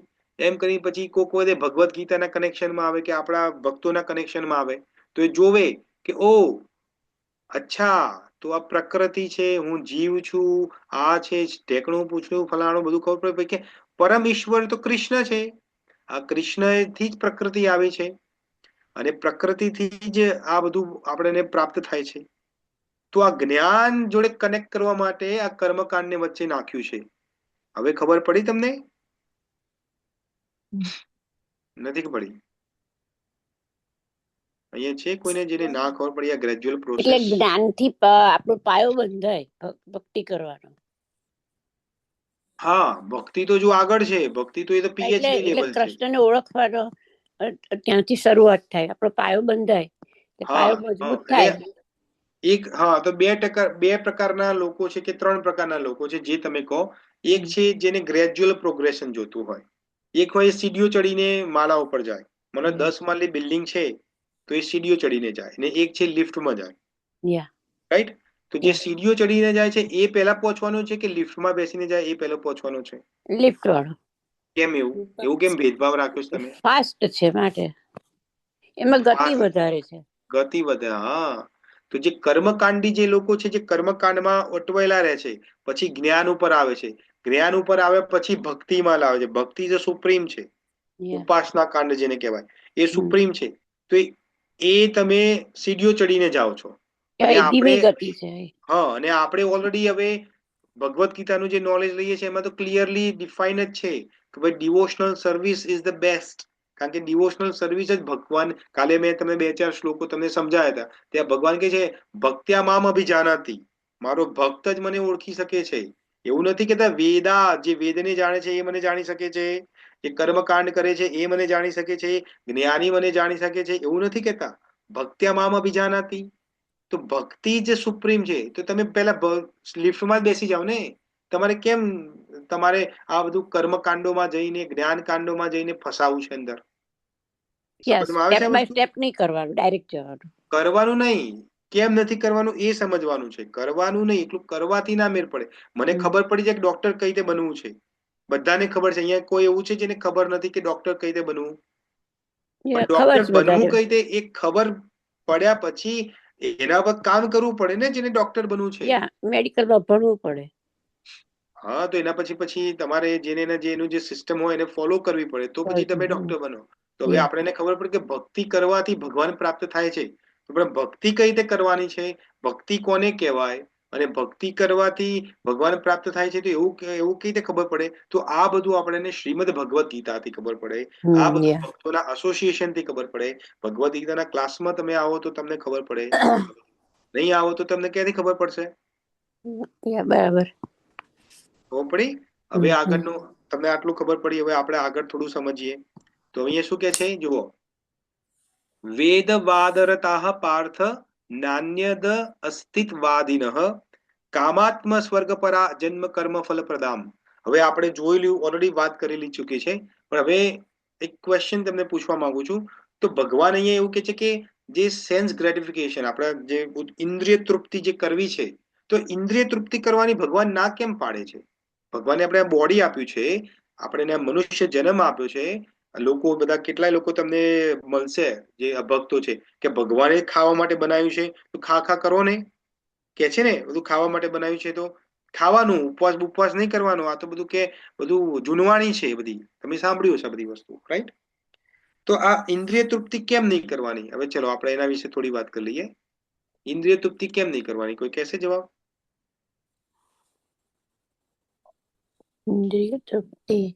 કે એનાથી પછી તમારું કર્મ બંધ થાય ને તમે આ સાયકલ ઓફ બર્થ ડેથ ને એમાં ફર્યા કરો પછી એનું.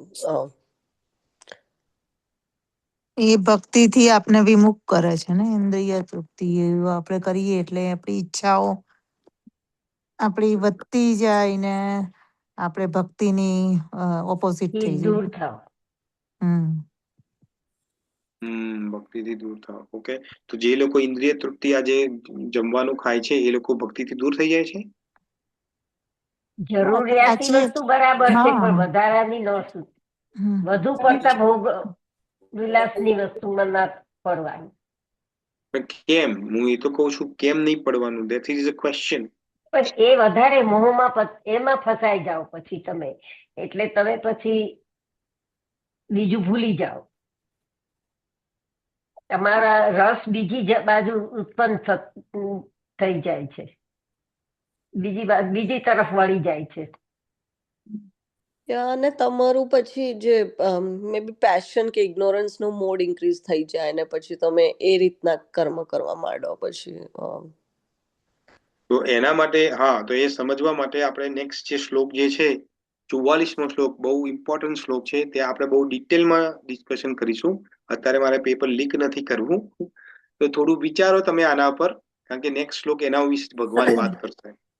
તો આન્સર તો છે આપણી જોડે, પણ આપણે ડિટેલમાં સમજીશું કાલે એને. તો આ તમે મગજમાં ફિટ કરો કે ભગવાન એવું કેમ કે છે કે કામાત્મ સ્વર્ગ પરા જન્મ કર્મ ફલમ પ્રદામ ક્રિયા વિશેષણ બહુલામ ભોગે ઐશ્વર્ય ગતિમ પ્રતિ. એવું ભગવાન કેમ કે છે એ આપણે થોડું તમે હવે વિચારો. મારે થોડા બહુ કોન્ક્રીટ જવાબ જોઈએ છે એના પાછળ, રાઈટ? તો ફરીથી આજનો આજે શ્લોક છે એને આપણે સમરાઈઝ કરીએ. તો ભગવાન અહીંયા એવું કહેવા માંગે છે કે જે એને અહીંયા આપણે એનું અનુવાદ તમે વાંચો તો અહીંયા કે છે કે અલ્પ જ્ઞાની માણસો જે છે એ વેદોની જે વાણી જે છે, જે ફ્લાવરી લેંગ્વેજ એને કહેવાય, તો એના માટે અતિ આસક્તિ ધરાવે છે. કેમ ધરાવે છે? કારણ કે એને સ્વર્ગ પ્રાપ્ત કરવું છે, ઉત્તમ જન્મ પ્રાપ્ત કરવું છે, સત્તા પ્રાપ્ત કરવી છે. તો આવા લોકોને ભગવાન કેવા કહે છે? અલ્પ જ્ઞાની કહે છે, સ્મોલ નોલેજ ના કહે છે. તો એ કેમ કે છે સ્મોલ નોલેજ ના, અને એનું શું કારણ છે? તો એ આ કાલનો જે શ્લોક આવશે, ભોગે ઐશ્વર્ય પ્રસક્ત નામ તયા પ્રહત ચેતસામ વ્યવસાયિત્મિકા બુદ્ધિ સમાધો ન વિદ્યતે. એના વિશે આપણે બહુ ડિટેલમાં ચર્ચા કરીશું પોસિબલી, કે sense gratification is why હિન્ડ્રન્સ two ભક્તિ. સેન્સ ગ્રેટિફિકેશન આપણે ભક્તિ માટે કેમ પ્રોબ્લેમેટિક છે એ આપણે સમજીશું. તો આજ માટે કોઈને કોઈ ક્વેશ્ચન હોય તો તમે કરી શકો છો. હરે કૃષ્ણ. તમે જય આ શ્રી શ્લોક કૃષ્ણ. સમજમાં આવે? હરે જય કૃષ્ણ. શ્રી કૃષ્ણ પ્રભુજી. હરે કૃષ્ણ. જય શ્રી કૃષ્ણ. ત્યાં હું શ્રી પૂછું? કૃષ્ણ. હા હા હા, બોલો બોલો. તમે જે રેકોર્ડિંગ મોકલ્યું હતું ને, રેકોર્ડિંગ મોકલ્યું હતું. હા, યા તમે આઈ થિંક બપોરે એક રેકોર્ડિંગ મોકલ્યું હતું આજે. અચ્છા. હા, એમાં મેં સાંભળ્યું હતું. એમાં મને એક વાક્ય ગમ્યું કે I am happy, I was happy and I will be happy. એવું આપણે રોજ માનવું મદન જોઈએ. મોહિનીને મોકલ્યું હતું. યા હા, ગ્રુપ. યા એવું આપણે માનવું જોઈએ, કારણ કે આપણે કૃષ્ણના પાર્ટ એન્ડ પાર્શિયલ ભક્ત છીએ. હા પણ એમાં એમને એવું કહ્યું હતું કે જે આજે થયું, હા. એટલે કોઈ પણ બનાવ બને, કોઈ પણ કાર્ય કરીએ, જે આજે આપણે થાય છે તે 50 વર્ષ પહેલા પણ થયું હતું અને 50 વર્ષ પછી પણ થશે. તો એ કેવી રીતે કહી શકાય? જેવું કે એટલે શું પણ એક્ઝેક્ટ કોઈ ક્વેશ્ચન? પણ કાર્ય, એવું કોઈ એક્ઝામ્પલ એમને નતો આપ્યો. એ કાર્ય એટલે માન લો કે તમારું કોઈને અપમાન કર્યું 50 વર્ષ પહેલા, તો ના, એવું એક્ઝેક્ટલી નહીં. એ અપમાન તો જે અત્યારે થઈ રહ્યું છે શું તે થઈ રહ્યું છે? પહેલા પણ થયું હતું અને પછી પણ થશે એમ. હું એ તો પૂછું, શું થઈ અત્યારે શું થઈ રહ્યું છે? એવું એમને ક્લિયર નતું કર્યું. હા, તો હું તો એ તો તમને સમજાવું છું. હા, બોલો. એટલે એમણે એમ કીધું હતું કે અત્યારે ધારો કે તમારી લાઈફમાં કઈક પરિસ્થિતિ આવી એમ, તો it doesn't matter anything after 50 years, કારણ કે એ પરિસ્થિતિ કન્ટિન્યુઅસ નથી રહેવાની, એ પરિસ્થિતિ એન્ડ થઈ જવાની છે. એટલે એ તમે પછી મતલબ 50 વર્ષ પછી આજે તમે વિચારો તો એ જ પરિસ્થિતિ તમને એકદમ મતલબ નહીવત લાગશે એમ. એવું મને ખ્યાલ એવું. હા, તો એ પણ છે ને, બે એના બે મતલબ થાય. તમને બંને મતલબ સમજાવી દઉં. તો પહેલો મતલબ જે તમે સમજાય ઇન્દિરાબેન, કે 50 વર્ષ પહેલા જે થયું હતું એ અત્યારે થઈ રહ્યું છે અને આગળ પણ થશે. તો એ કોન્ટેક્સમાં સમજીએ, પછી નેહાબેનનો કોન્ટેક્સ સમજીએ. તો એ કોન્ટેક્સ સમજીએ તો સિમ્પલ વસ્તુ છે, અત્યારે તમારા જીવનમાં શું થઈ રહ્યું છે. એક્ઝામ્પલ છે, આપણે લોકો અત્યારે તમે જુઓ, કોમનલી રોજ ના થાય પણ કોમનલી શું થાય, લોકો તમારું અપમાન કરે, તમને ગમે તેવું બોલી જાય, ગાળો આપે, રાઈટ? એકદમ કોઈને સલાહ નહીં અપાય. હા, રાઈટ, થાય છે ને. આવું થતું જ હશે, બધાના જીવનમાં થતું છે કે આપણી પાછળ, પીઠ પાછળ લોકો વાતો કરે, રાઈટ? એક્ઝામ્પલ છે, આપણને કોઈનાથી સાંભળવા મળે, દુઃખદાયી વસ્તુ આપણને સાંભળવા મળે કે એક્ઝામ્પલ, આ તો એક એક્ઝામ્પલ લીધું, આવું ઘણું બધું થતું હશે, પણ એક પર્ટિક્યુલર એક્ઝામ્પલ. તો આવું અત્યારે જ થાય છે, પાસ્ટમાં નતું થયું આવું? થયું જ હોય. એક્ઝેક્ટલી. અને ભવિષ્યમાં પણ થશે. રાઈટ. તો એટલો કહેવાનો મતલબ છે કે આ બધી વસ્તુ તો સર્વગત છે, આ થવાની છે, કારણ કે નેચર છે, આ ધીસ ઇઝ અ નેચર, અને આ કલયુગનો પ્રભાવ છે. તો આ બધામાં તમારે બોકડાઉન નથી થઈ જવાનું. બોકડાઉન એટલે તેમાં ફસાઈ નથી જવાનું આ બધી વસ્તુની અંદર, કે ઓહો મને કઈ રીતે પેલી કઈ ગઈ આવું બધું, હું તો બહુ ડાહી છું, હું તો ભક્તિ કરું છું ભગવાનની, મારા વિશે આવી જૂઠી વાતો ફેલાવે છે નહીં. બરાબર. થાય ને એવું. પણ આપણે કોઈનું વેલિડેશન કરવા જવાનું નથી. તમારું રિલેશન તમારો કૃષ્ણ સાથે છે. Krishna is in your heart as a super soul. He knows. એ જાણે છે બધી વસ્તુ, કે તમે કેટલા સિન્સિયર છો, તમે શું છો, શું નથી. આપણે બીજાને કેમ બતાવવા જવું? આપણે બીજાને કેમ વેલિડેશન જોઈએ છે? કે 4 વ્યક્તિ મને એવું કે ઓહો માતાજી, તમે કેટલા મોટા ડિવોટી છો, ઓહો કેટલી બધી ભક્તિ કરે, તો જ આપણે ભક્તિ કહેવાય આપણે? હા, ભક્તિ તો આપણે કૃષ્ણને પ્લીઝ કરવા માટે કરવાની છે. આખી દુનિયા પ્લીઝ થઈ જાય, રાઈટ? આખી દુનિયા ખુશ થઈ જાય, તો કૃષ્ણ ખુશ નથી તો એનો કોઈ મતલબ નથી. અને આખી દુનિયા નારાજ થઈ જાય, આખી દુનિયા તમને ગાળો દે, પણ કૃષ્ણ કહે છે કે ભાઈ હું તારાથી ખુશ છું, ડોન્ટ વરી. તો તમારા માટે શું ઇમ્પોર્ટન્ટ છે? ભીષ્મ પિતામહનો કેસ છે આપણા જોડે, ક્લાસિક એક્ઝામ્પલ છે. ભીષ્મ પિતામહ બિચારા બધું જ સહન કર્યું, આટલું બધી જિંદગીમાં કેટલું સહન કર્યું. બધા કે છે કે પાંડવ તો બિચારા બોલ્યા નથી, પણ કૌરવ કે તમે અમારા જોડે અન્યાય કર્યો છે, તમારા અમારા પક્ષમાં લડ્યા, પણ પાંડવને માર્યા નથી, તમે પક્ષપાત કરતા હતા. ધૃતરાજ કે તમે મને રાજ્ય ના આપવા દીધું. બધા કેટલા બધા આક્ષેપો એમના ઉપર છે. અંબાના આક્ષેપ છે ને બીજા ઢેકણા પૂછા બધા. પણ અલ્ટિમેટલી કૃષ્ણ શું કે છે, જયારે ભીષ્મ પિતા પોતાનો દેહ છોડવાના છે ત્યારે કૃષ્ણ કે છે કે હું બધું સમજુ છું, તમે મને પ્રસન્ન કર્યો છે, તો એમાં બધું આવી ગયું. તમારે દુનિયા શું કે છે એનાથી કોઈ ફરક નથી પડતો. તમે મારા ખિલાફ ફાઇટ કરી છે તો કેમ કરી છે હું જાણું છું. આઈ અન્ડરસ્ટેન્ડ ધ રીઝન, અને હું સેટિસ્ફાય છું. છો તમને કાલે ઉઠીને કલયુગની અંદર લોકો એવું કહેશે કે ભીષ્મ પિતામહ તો બહુ મોટો ધર્માત્મા હતા. અચ્છા, બહુ ધર્માત્મા તો કૃષ્ણ સામે શું કામ ફાઇટ કરી? એ તો પાંડવના પક્ષમાં કરવી જોઈએ હતી, પણ કૃષ્ણ સમજે છે કે એમને કેમ કર્યું છે. He knows why. ભીષ્મ પિતામહને કોઈ લેવા દેવા નથી. તમે શું સમજો છો? તો એ કોન્ટેક્સમાં પણ તમે માનો તો જે 50 વર્ષ પહેલા થયું એ અત્યારે પણ થાય છે, અને 50 વર્ષ પછી પણ મરી જશો તો પણ લોકો ગાળો દેવાના છે. તો એમાં ફસાવાની જરૂર નથી. બરાબર. હવે આપણે નેહાબેન નો કોન્ટેક્ટ લઈએ. તો નેહાબેન, તમારો કોન્ટેક્ટ શું હતો ફરીથી બોલો. નેહાબેન, ભરતભાઈ, તમારો હા, એટલે હું એમ કહેતી હતી કે એમણે એમ કીધું હતું કે કોઈક ઇન્સિડન્ટ થઈ ગયો હોય તો એ કન્સિસ્ટન્ટ નથી રહેતો, એમ કે ધીમે ધીમે એનું મતલબ કે જે ઇન્ટેન્સિટી હોય તે ઘટતી જાય છે અને પછી એક ટાઈમે મતલબ ખતમ થઈ જાય છે.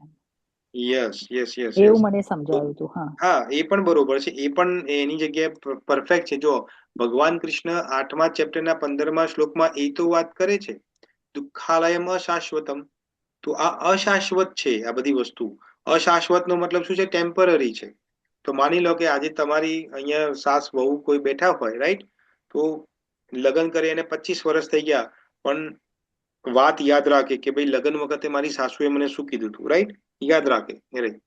પણ જે ઇન્ટેન્સિટી એ વખતે જે તમને ફીલ થઈ હતી જ્યારે સાસુએ તમને કીધું હોય, જે પણ માનો કે તમારા નણંદના કોઈના લગ્ન છે, એક્ઝામ્પલ, આ તો કોઈ આપણી ગુજરાતીમાં બધું થતું હોય એટલે તમને એક્ઝામ્પલ આપું છું સમજવા માટે, રાઈટ? તમને બધું બહુ ક્લિયરલી સમજાય. નણંદના લગ્ન થતા હોય ને સાસુ નો એક સોનાનો દાગીનોનો સેટ મોટો હોય, એ પોતાની છોકરીને પહેરવા આપે પણ વહુને પહેરવા ના આપે, રાઈટ?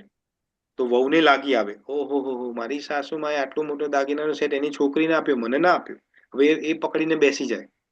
હવે એ વસ્તુ 25-50 વર્ષ સુધી મનમાં રાખે, અને પછી સાસુ પેલી બુદ્ધિ થાય, દાદી તો થવાની ને, પણ એને પણ ઉંમર થવાની, એટલે ત્યારે પછી મેના ટોણામાં રહે. હવે એને ખબર છે કે આનામાં કશું રહ્યું નથી, આ કશું કરી નથી શકવાની. પણ જે ઇન્ટેન્સિટી એ વખતે તમને જે લાગી હતી, જે ઇન્ટેન્સિટી તમને લાગી હતી અને અત્યારે જે ઇન્ટેન્સિટી છે, એમાં ફરક છે કે નથી? ઘણો ફરક પડે, ડાઉન થઈ જાય. હા હા હા. તો એટલા માટે કે છે કે આ બધું શું છે? અશાશ્વત છે ને ટેમ્પરરી છે. આ બધું આપણે દિલને લગાડી દઈએ છીએ કે આ મને કીધું, મને મારી જોડે આવું વર્તન કર્યું, મને આવું બધું કહી જાય છે. આ કારણ કે આ કવી વૃત્તિ છે. શ્રીમદ ભગવદ્ ગીતાનું જે અધ્યયન કરતો હોય એને તો આ લાગુ જ ના જોઈએ, કારણ કે બધાને ખબર છે કે we are not this body. આપણે આ ઓલરેડી ભણી ચુક્યા છે, સમજી શક્યા છે. We are a spirit soul. આપણે આત્મા છીએ. We are part and parcel of Krishna. તો જે પણ આ બોડીને થઈ રહ્યું છે, બોડી સાથે જે લોકો થઈ રહ્યું છે, it doesn't belong to me. કારણ કે આજે મરી ગયા પછી આ કશું આપણે બોડી, તમને માલુમ તમારી સાસુએ 4, 10, 15 કિલો ગાળ આપી હોય ભરી ભરીને, એક્ઝામ્પલ, કે ભાઈ સાસુ મરી જાય તો કશું થવાનું છે ને તમે મરી જશો ત્યારે, તો ગાઢનો પોટલો બાંધીને તમે બીજા જન્મમાં લઈને જવાના છો તમે? હા, કોઈ જવાનું છે અહીંયા? છે કોના જોડે? ના ના ના. તો પછી એને કેમ આપણા દિલ ઉપર લગાડીને બેસવું છે? ભાઈ એનું ટાઈમ હતો ને કહી દીધો. આપણે એવું માની લે કે ભાઈ મારા કર્મનું ફળ હતું. મને કૃષ્ણ ભગવાન અમારો ટેસ્ટ પરીક્ષા લે છે કે ભાઈ હું ભક્તિમાં જો કાચો છું કે પાકો છું, જરા જોવા દો. કૃષ્ણ ભગવાન ટેસ્ટ લે છે કે ભાઈ આને હું અપમાન થોડું કરાવું તો કેવું છે, ભાઈ આગળ વધે છે કે ભાઈ ત્યાં બેઠી રહ્યો છે? તો આપણે એ રીતે જોવાનું છે. આપણે એ નથી કે મારું અપમાન કરે છે, આ મને બોલાવે છે તો જ હું આવું, આ મને આ કરે છે તો આવું. કશું કરવાની જરૂર નથી. આપણે કૃષ્ણ ભક્તિ સુપ્રીમ છે, એને જ પકડી રાખો. બીજા કોઈને કશું? નેહાબેન, થેન્ક યુ તમારે ભરત. Thank you. Hare Krishna. Okay, બીજું કશું કોઈને ક્વેશ્ચન છે, કશું કેવું છે?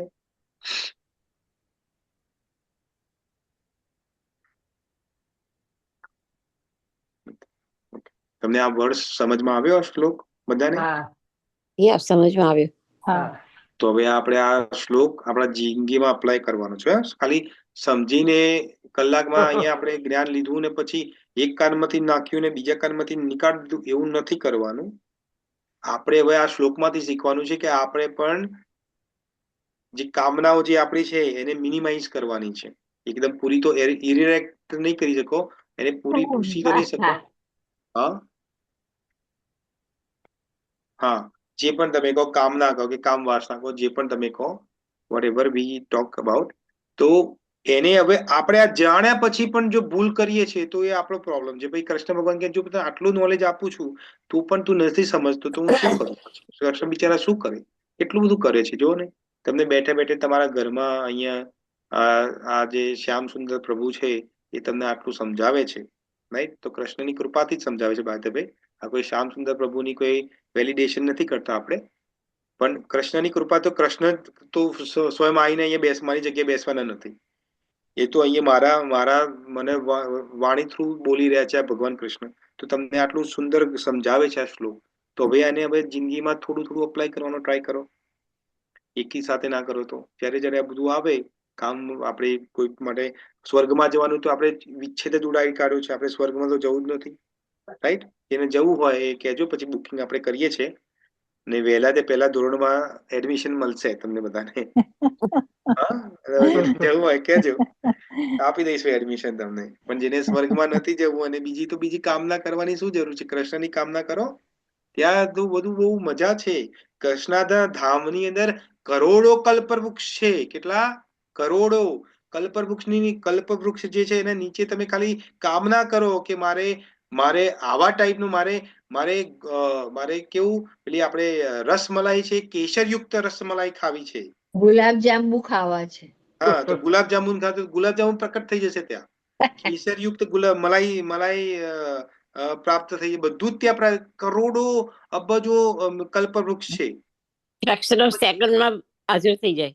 સેકન્ડમાં ને જેવું કામના મનમાં આવે ને આવી જાય, તરત પ્રેઝન્ટ છે. તો પછી ત્યાં જવાની કામના કરો ને. અહીંયા સ્વર્ગ વર્ગમાં જવાની શું મજા છે? બરાબર છે. ભરતભાઈ, એનું બુકિંગ કરો છો કે નહીં તમે? હા, એનું બુકિંગ ચાલુ જ છે. આપણે ગુજરાતીમાં બુકિંગ ચાલુ છે. એટલા બુકિંગ માટે તમને બધાને ઇન્વાઇટ કરું છું. લાઈનમાં ઉભા છે બધા. ક્લાસમાં જોઈન રહો અને ભગવદ ગીતાને પકડી રાખો, દિલથી લગાવી રાખો. લાઈનમાં ઉભા છીએ. હા, કૃષ્ણને દિલથી લગાવી રાખો. હરે કૃષ્ણ મહામંત્રનો જેટલો બને એટલો જાપ કરો. કોઈ એક માળા કરતું હોય તો હવે 2 માળા કરવાનો ટ્રાય કરો. જે 2 કરતું હોય એના 4 કરો, જે 4 કરતું હોય એના 8 કરવાનો ટ્રાય કરો. થોડું પ્રોગ્રેશન બતાવો. તમે કૃષ્ણને બતાવો કે કૃષ્ણ, હું સિરિયસ છું તમારા માટે. તો કૃષ્ણ લઈ જશે ને તમને એમના ધામમાં.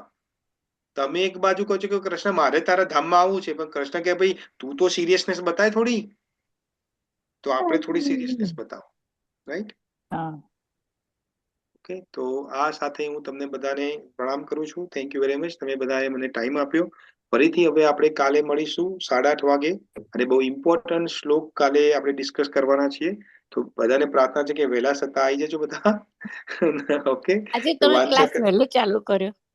ના, આજે 8:30 આપણે એકચ્યુઅલી મને રિક્વેસ્ટ મળી છે, બધાએ મને કીધું છે, તો આપણે ચાલો આજે ડિસ્કસ કરી જ લઈએ.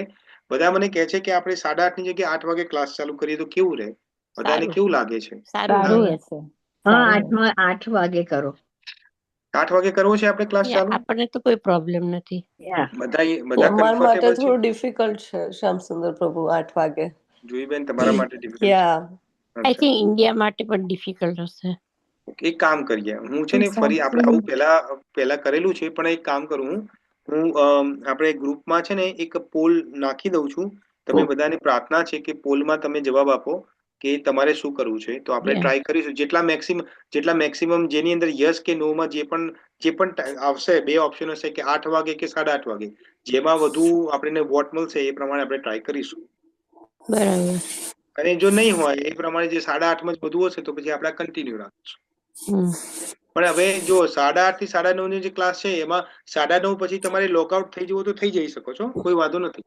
પ્રશ્ન આન્સર ચાલતું હોય ને તમારે કોઈને થઈ ગયું તો એમાં કોઈ ટેન્શન નથી. આપણે એ પ્રમાણે પણ તમે તમારો ટાઈમ સેવ કરી શકો છો થોડો. ઓકે, તો થેન્ક યુ વેરી મચ, તમે બધાએ ટાઈમ આપ્યો. વાંછાકલ્પતરુ ભયસ્ય કૃપા સિંધુ એવ ચ પતિતનામ પાવનેભ્યો વૈષ્ણવેભ્યો નમો નમઃ. જગતગુરુ પાદ Bhagavad Gita as it is की जय, वैष्णव की जय. हरे कृष्णा डिवोटीज. જય શ્રી કૃષ્ણ. हरे कृष्ण प्रभुजी, थैंक यू. हरे कृष्णा. હરે કૃષ્ણ. હરે કૃષ્ણ. हरे कृष्णा माताजी. हरे कृष्णा प्रभु जी. हरे कृष्णा. હરે जय श्री કૃષ્ણ. दंडवत જય प्रणाम. हरे શ્રી कृष्णा. કૃષ્ણ. હરે કૃષ્ણ. हरे कृष्णा. दंडवत प्रणाम. जय श्री कृष्णा. જય શ્રી કૃષ્ણ. जय श्री कृष्णा. हरे कृष्णा. હરે કૃષ્ણ. જય શ્રી हरे कृष्णा.